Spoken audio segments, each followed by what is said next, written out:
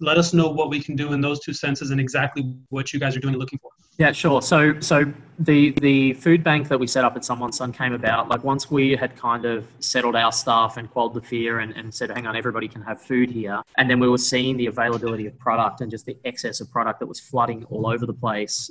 We were in a position where we could take a lot of that product in and either give it out or turn raw materials into food and then provide meals for people. So, once we were like, hang on, all of our staff, we can feed them. Why can't we feed more people? We did a small fundraising, and this was really early. It was really if restaurants shut down Monday, Tuesday, this was by about Thursday we were doing it. We raised a good amount of money, or some money, and we decided to put it aside for a couple of weeks until we thought, it was primarily aimed not at existing poverty, but new poverty, right? So paycheck to paycheck, people that have no idea where food banks are. No, I'd never been on unemployment, but we're going to run out of money. You just saying that makes me think of, Great Depression, bread lines. It's unfortunate to think that way, but 100 years ago they were doing the same thing. They had bread lines giving people free food in the Great Depression. Yeah. Right. I mean, if you look at some of the news things now, the food banks and the people giving out food, the lines are humongous. I know multiple organizations that are giving out over 1,000 families worth of meals a day. It's humongous.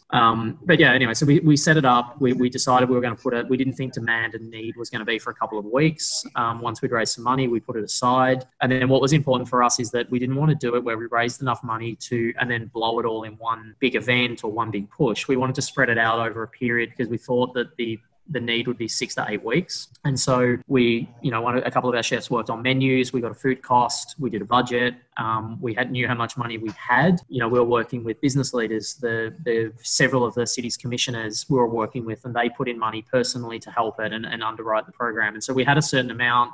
We knew we could run a certain amount of meals for a certain amount of weeks. And then we, that's kind of how we did it. Then we launched it a couple of weeks into the crisis, and we're just providing those meals daily.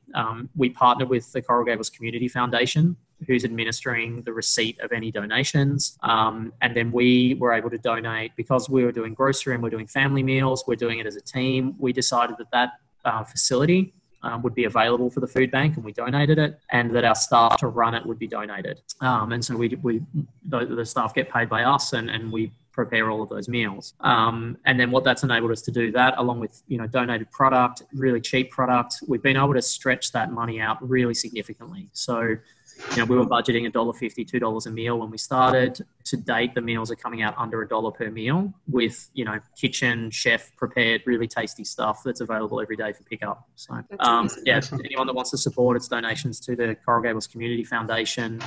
Anyone who knows them, they're fantastic to work with. And Mary does a really amazing job. So as soon as we called her, she was all over it and helped us. She did a lot of the work in setting it up and organizing it, along with Anna Ortega, who was one of the founding sponsors that really underwrote the program and got it going. So, yeah, we'll make sure to have that link there for people to be able to donate. Yeah.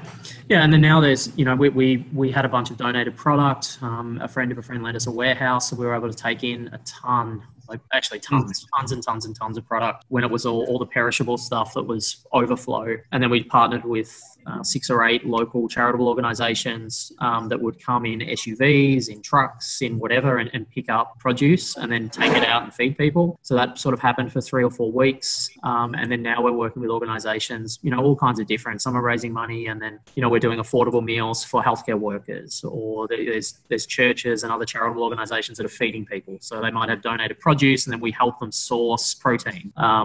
As the perishables kind of dry up, we're moving more into sourcing all product for them, or we're sourcing and cooking and partnering with people to cook meals for people that can be at their house. So if it's elderly people or sick people or people that don't want to go out that need support, then we're able to provide those at different budget points, and then help people with that. We have charity organizations that are purchasing grocery baskets. So, it's really just a matter of matching supply and demand, so, most of our locations are in pretty affluent neighborhoods. So there's not, overflowing demand for people that have lost their job and for food in real crisis, but there is overflow of ability And so it's a matter of capturing some of that ability and saying, okay, let's buy a grocery bag for someone in another neighborhood.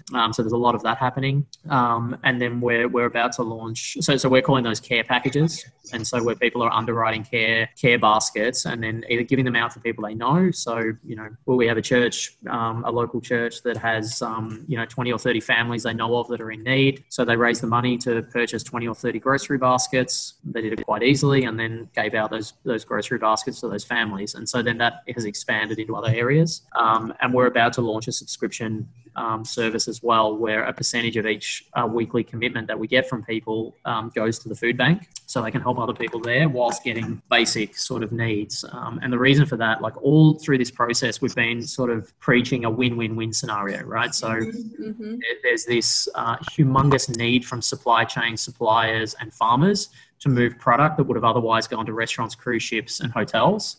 So it really, really helps them. It really, really helps us keep our staff working and keep people employed. And then less now, but 2 or 3 weeks ago, like when restaurants got shut down, you would go to the supermarket and there's 1,000 people in there, right? It was completely crazy. And so from a control and spread point of view, like we can carefully package your groceries and we can deliver them to your house and you don't need to leave. So, which is significantly safer than what it was going to supermarkets.